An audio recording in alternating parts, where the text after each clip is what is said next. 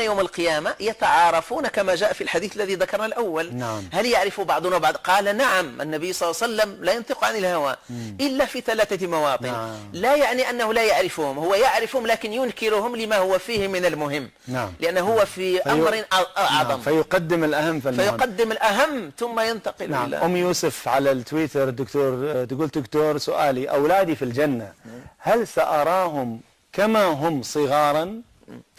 المعروف على أن أهل الجنة يوم القيامة يبعثون على سن 33 عام.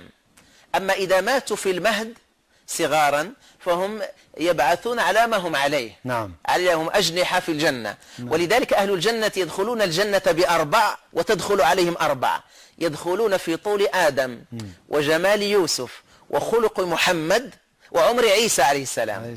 فيزيدهم الله 4 لأن سر الجنة 8، أبواب الجنة 8. نعم. فالناس لابد أن تكون مكود 8. نعم. فيشبوا فلا يهرموا، يصحوا فلا يمرضوا، يحيوا فلا يموتوا، يحل عليهم رضوانه لا يسخط عليهم أبدا. نعم. ما شاء الله ما شاء الله. فهذه رقم 8 تنتبه دائما في الجنة فيه الخير. نعم. ويحمل عرش ربك فوقهم يومئذ 8 لأن رحمته هناك سبقت غضبه. نعم. وفي الطعام 8 أزواج. ورقم 7 يحمل الشدة دائما. أبواب جهنم 7. الحيوانات المفترسة سباع.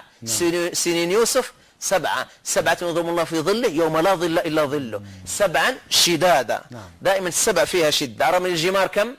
فيها 7 لأن فيها الكلف أو فيها الشدة. صحيح.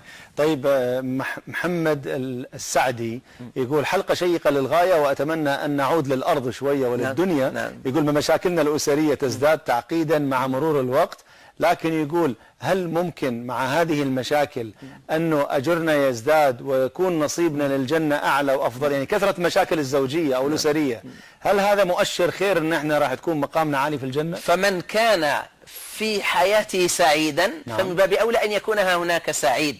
وسأجيبه بقول الشاعر لما قال: من أراد أن يكون سعيدا هناك فدع الصبا فلقد عداك زمانه، وانهض فعمرك مر منه الأطيب، ذهب الشباب فما له من عودة، وأتى المشيب فأين منه المهرب. دع عنك ما قد كان في زمن الصبا، واذكر ذنوبك وابكها يا مذنب، واذكر مناقشة الحساب فإنه لا بد يحصي ما جنيت ويكتب. لم ينسه الملكان حين نسيته، بل أثبتاه وأنت لاه تلعب. والروح فيك وديعة أودعتها، ستردها بالرغم منك وتسلب. وغرور دنياك التي تسعى لها دار حقيقتها متاع يذهب. والليل فاعلم والنهار كلاهما أنفاسنا فيها تعد وتحسب. وجميع ما جمعته وملكته حقا يقينا بعد موتك ينهب. نعم نعم. جزاك الله خير. دكتور، الأخت نينا تقول: حتى إذا دخلنا الجنة ويوم القيامة علينا بعد طاعة والدينا بعد في الجنة؟ الجنة افعلوا ما تشاءون، لأن التكاليف، لأن الطاعة واجبة. نعم. والواجبات حدها الدنيا. أما الآخرة لهم ما يشاءون فيها. يعني ما كان حراما في الدنيا نعم. أصبح هناك الخمر، أليس الخمر حراما؟ صحيح. فيشرب في الجنة. إذن الناس في الجنة تحت رضوان الله. إذا ما في طاعة، ما في شيء قدر. هذه الأمور ترى انتهت في الدنيا. حتى الأذكار والأدعية التي تكون في الدنيا تنتهي في الدنيا. النبي صلى الله عليه وسلم يوم القيامة حينما يسجد ما شاء الله أن يسجد يعلمه الله كلمات يقولهن، مو الدعاء الدنيوي. دعاء الدنيا انتهى أمره. نعم. أم يوسف تقول: دكتور جزاك الله خير، هل الأموات يتزاور، يعني الزوج مع زوجته مع أولاده، الأسرة كلها وهم ميتة كلها، هل يتزاورون فيما بينهم حتى لو دفنوا في مناطق مختلفة؟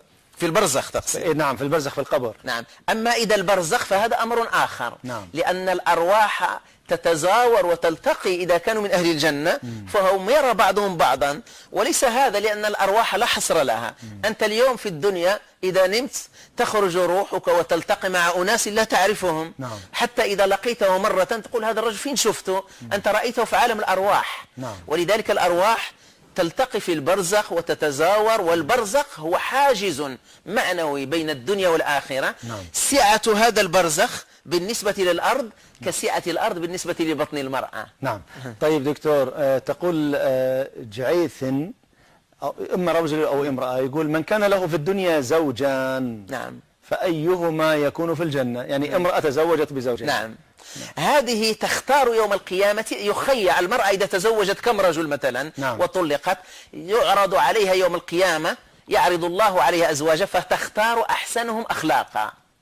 إذن هي تختار، هي اللي تختار، لأن المرأة في الدنيا في الجنة تختار لا حصر لها. الناس اليوم يقولوا أن المرأة محصورة، لا أبدا، المرأة يوم القيامة إنها يفنيها عبدت ربها، فهي تختار ما تبغاه، ما تبغى خلقة. طيب وإذا ما تبي ولا واحد منها، ولا بلاش منهم، تتزوج اللي تبغاه هي.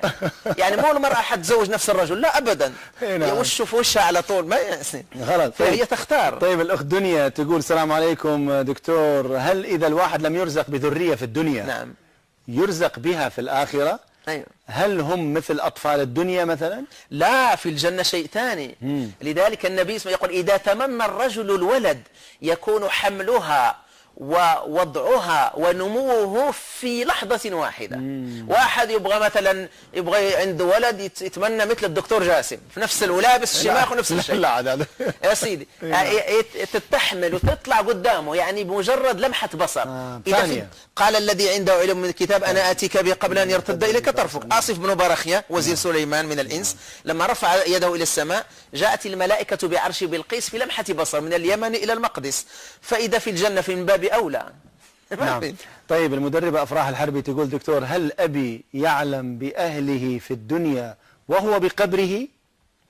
الأرواح تعرف عن كل ما في الدنيا بواسطة الأرواح التي تموت، لأن الأرواح لما تموت تصعد فتسألها الأرواح كيف تركت أبنائي، كيف فعلت كذا، كيف كذا، فيعطونهم الأخبار. والأخبار بالنسبة لهم متصلة، لأن كم يموت من روح في اليوم. نعم. إذا الآلاف التي تموت فتعرف كل ثانية عن ما في أبنائك. إذا قال والله ابنك صالح يفرح، إذا قال والله أبنائك منحرفين فتتعلق بالعرش إذا كانت صالحة.